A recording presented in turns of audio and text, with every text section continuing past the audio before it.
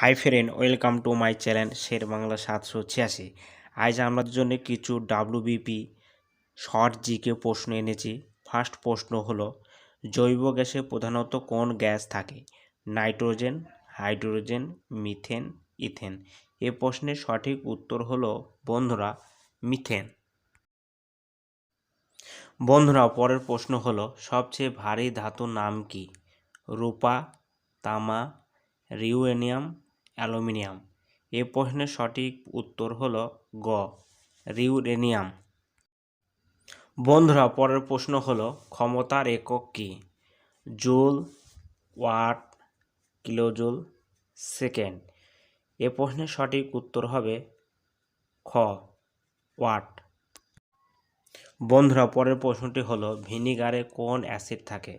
Formic acid, acetic acid, sulphuric acid, nitric acid. এই প্রশ্নের সঠিক অ্যান্সার হলো খ, অ্যাসিটিক অ্যাসিড।